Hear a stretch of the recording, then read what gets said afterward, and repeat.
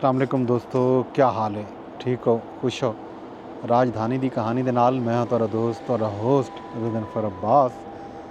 ते अज इस्लामाबाद दे विच क्या खास खबरां हैं, मेरे नाल रहो तो मैं खबरां भी दसां।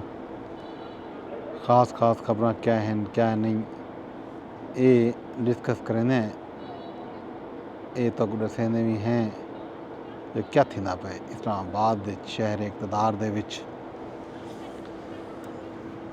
सब तो अहम खबर जी है वह है मुज़ाकरात के हवाले नाल। तो पते पाकिस्तान तहरीक इंसाफ कल पावर शो करन वेंदी पई है। इन हवाले नाल सवाबी विच भी जलसा है उन्हें दा, ते उन्हें को जड़ा है अल्लाह तआला भला करे, लाहौर ही उन्होंने करना जलसा मीनार पाकिस्तान ते वो इजाज़त उन्हें को नहीं मिली। इनके बावजूद भी उन्होंने आखे कि वो अपना जड़ा जलसा है वो लाजमी करे सन। देखो हुण इजाज़त मिलती है नहीं मिलती। बहरहाल PTI सवाबी दे विच अपना पावर शो करने इन गलों भी कामयाब थी हुई कि अज PTI के जोड़े सदर हैं खैबर पख्तूनख्वा के मलिक जुनैद अकबर उन्होंने सवाबी का दौरा भी किए। जलसा गाह उतना सजा दी गई है, कुर्सियां लग गए, स्टेज बन गए। तो सवेरे पता लग सी कि कितना वड्डा पावर शो पाकिस्तान तहरीक इंसाफ करने कामयाब थी है। ये हाल हवीला सवेरे दसूँ तक इस ना दे विच अज हुकूमत की तरफों एक बारी वल पाकिस्तान तहरीक इंसाफ को मुज़ाकरात की पेशकश कर दी गई है। स्पीकर कौमी असम्बली सरदार अयाज सादिक दू टोक अल्फाज मुज़ाकरात के हवाले नाल वाज़े कर दिते जो असां कहीं भी दरवाजे बंद नहीं किए। मुज़ाकराती कमेटी भी तहलील नहीं थी। मुस्लिम लीग नून तैयार है, जेड़े वेले चाहे PTI अपने अंदर मतलब माफ़ करे सो बानी PTI को इजाज़त घेन के वो आवे तो अपना मुज़ाकरात आके कर गिने। अयाज सादिक आखे जो PTI वाले अज भी उन्होंने नाल राबते दे विच हैं पे। इमरान खान साहब सख्त गीर आदमी हैं, वो अगर इजाज़त दे देवन तो मेरा नहीं ख्याल के मुज़ाकरात दोबारा शुरू नहीं थी सकते। उन्हें आखे जो राबते मुनक़ता नहीं थे। लाहौर अज उन्होंने साफिया नाल गैर रस्मी गाल की है, उन्होंने एक गाल कर दी है। हुण देखना यह है कि PTI की तरफों इनका क्या जवाब होंगे। एक भी बड़ी खबर जी अज आई है वो इमरान खान साहब के वकील हैं फैसल चौधरी साहब। उन्होंने कल एक अडियाला जेल के बाहर पुलिस वाले नाल में तू मैं की गाली मंदे भी कढ़िया ने, तो गाली मंदे सोशल मीडिया पर भी वायरल थी गए। अज बाकायदा पंजाब पुलिस ने फैसल चौधरी को गिरफ्तार कर दी। फौज चौधरी ने ट्वीट किए तो उन्होंने उन्हें गिरफ्तारी की तस्दीक भी की है। फौज चौधरी को गिरफ्तार किया गया तो रावलपिंडी पुलिस ने उन्होंने लॉकअप भी बंद कर दिते। यही PTI के वकील फैसल फरीद चौधरी की गिरफ्तारी की खबर। अज एक भी खबर है ये PIA के मुलाजमीन की तनख्वाहें दे विच महंगाई के तनासब नाल इजाफे की असूली मंजूरी दी गई है। PIA के बोर्ड ऑफ डायरैक्टर इजलास दे विच 4 साल के इंतजार के बाद मुलाजमें की तनख्वाहें दे विच इजाफे की मंजूरी दी है। तनख्वाहें दे विच 15% इजाफे की मंजूरी दी गई है। मुलाजमीन की तनख्वाहें महंगाई के तनासब नाल कैडर वाइज तब्दीली की गई सी। ये फैसला भी अज किया गया।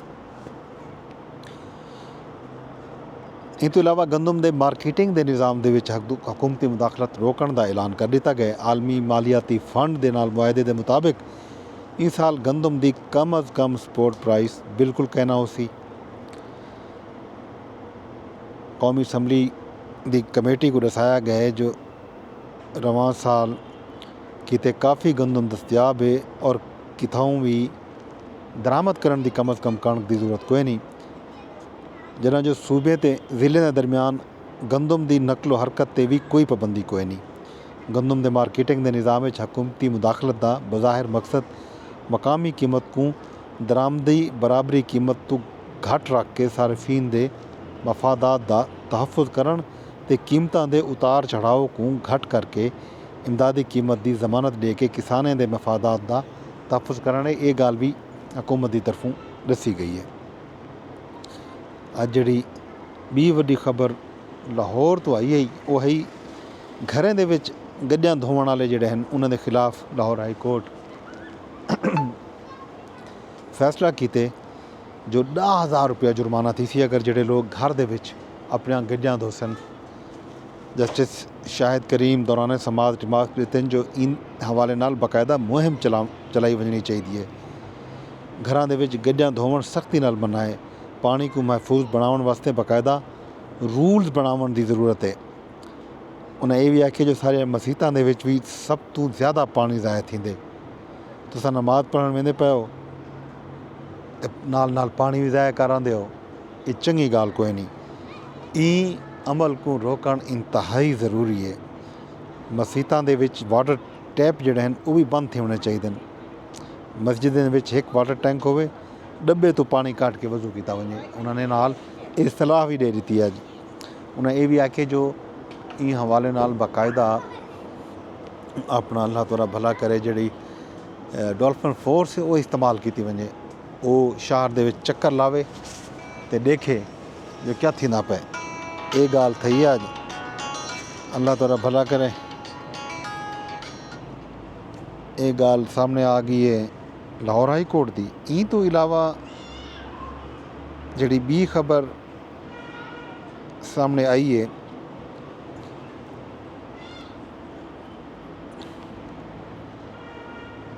वो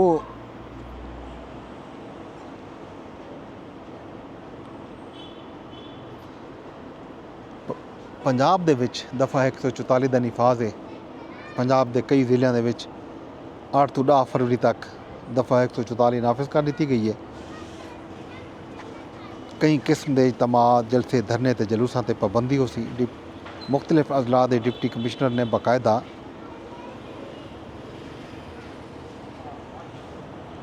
नोटिफिकेशन भी जारी कर दिते। तो आज सुप्रीम कोर्ट के 4 जजा भी चीफ जस्टिस ऑफ पाकिस्तान को खत लिखे। 6वीं आइनी तरमीम केस आइनी बेंच फुल कोर्ट का आख सकते।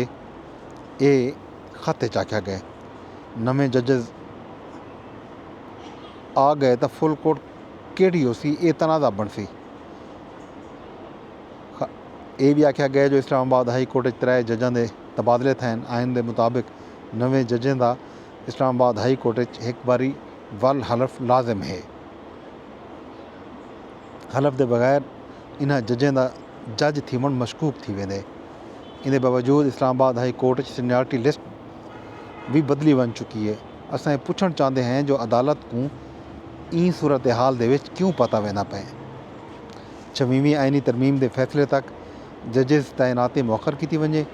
कम अज़ कम आइनी बेंच तो फुल कोर्ट की दरखास्त के फैसले तक भी तैनाती मौखर की वजे। इस्लामाबाद हाई कोर्ट जजां की तैनाती तय थीवण तक ये जोड़े नवे जज तैनात थींदे पैन सुप्रीम कोर्ट दे विच वो तैनाती भी रोकी वजे। जनाब अली ये एक अहम खबर सामने आई है कुछ देर पहले।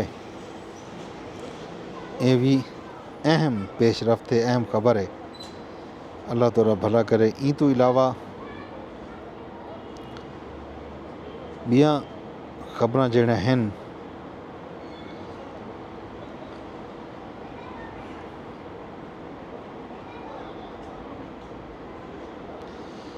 अच्छा ज़राए आखे जो ख़त जड़ा है justice Mansoor Ali Shah, justice Muneeb Akhtar, justice Athar Minallah ते जस्टिस आयशा मलिक की तरफों लिखा गया।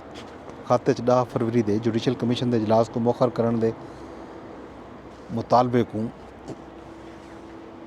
अवलीयत दी वेंदी पई है। तो इन उत्ते तजिज़िये ते तबसरे भी थींदे पैन।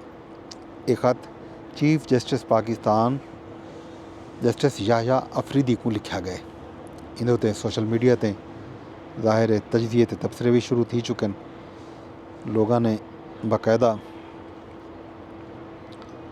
तबसरे शुरू किए। ये है जनाब अली भी अहम खबर ई तो इलावा जनाब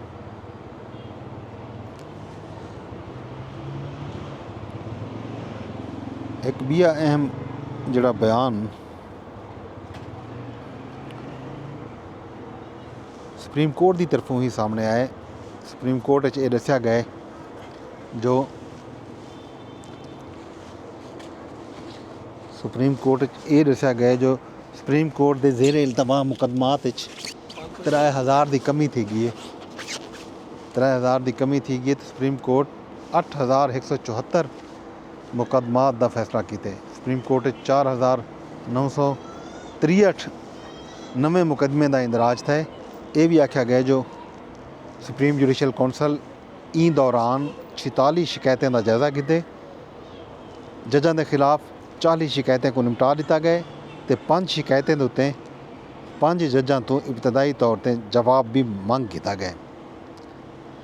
जज के खिलाफ 1 शिकायतें मज़ीद तफसीलात भी मंग किया गया। ये जनाब अली सुप्रीम कोर्ट का एक अहम एलामिया जो अज जारी था जिन्हें जस्टिस याहिया अफरीदी 100 निभारें का जड़ा सुप्रीम कोर्ट का इवें समझो कार्रवाई है कारगुजारी है वो उन्होंने जारी की है।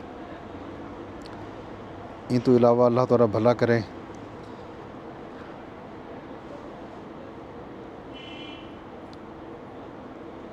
अज एक सेहत की कायमा कमेटी का इजलास भी था। उन्हें जड़ा है जोड़े अराकीन कौमी असैम्बली हैं उन्होंने पिम्स के एग्जैक्टिव डायरैक्टर के खिलाफ शिकायत लैन कि डॉक्टर सुते रहते हैं ड्यूटियां नहीं करेंगे। पिम्स का ईडी जोड़ा है ना वो कॉल चाहते ना कोई डॉक्टर कॉल चाहते तो पिम्स MRI मशीन दे बारे भी पूछा गया। ई बारे ईडी जोड़ा आखे वो आखे कि पिम्स जी मशीन है MRI वो ऑपरेशन है तो मरीज़ों को सहूलियात भी दित्तियां वेंदियां पैन। कमेटी को माली साल 2025-26 के तरक्याती बजट की तफसीलात भी पेश कर दित्तियां गईं। वजारत सेहत के ज़ेरी इदारे को 25,000 बल्कि 2,51,804 मिलियन रुपए की ग्रांट दरकार हो सी। इंदे साल NIH की अपग्रेडेशन वास्ते 105 मिलियन मांग किए गए। पिम्स के रेडियोलॉजी डिपार्टमेंट की अपग्रेडेशन किते में 746 मिलियन मंगे गए। पिम्स लीवर ट्रांसप्लांट यूनिट की अपग्रेडेशन किते 2,205 मिलियन दरकार हो सन। ये भी आख्या गया जो national medicinal quality control authority के क्याम वास्ते भी 998 मिलियन रुपए साकू दरकार हैं। ये है जनाब अली अज की राजधानी की कहानी। तो इहदे नाल ही तुहाडे कोलों गिंदे इजाज़त ते नाल तुहानू अरदास ही करते हैं कि मेरा जोड़ा व्लॉग है को शेयर भी किया करो, कमेंट भी किया करो तो लाइक भी किया करो। अगर फेसबुक पर रहते बैठे हो तो फेसबुक पर भी कमेंट करो, लाइक करो, शेयर कर छोड़ो। यूट्यूब पर मेरे चैनल को ही सबसक्राइब कर गिनो तो नाल अल्लाह तुहाडा भला करे। अगर तुसा X पर रहते बैठे हो ट्विटर पर तो ट्विटर पर भी तुसा इन व्लॉग को शेयर भी कर सकते हो, कमेंट भी कर सकते हो तो लाइक भी कर सकते हो। कल तक अपने दोस्त अपने होस्ट बदन फरबाज को जो इजाज़त रब सोने के हवाले।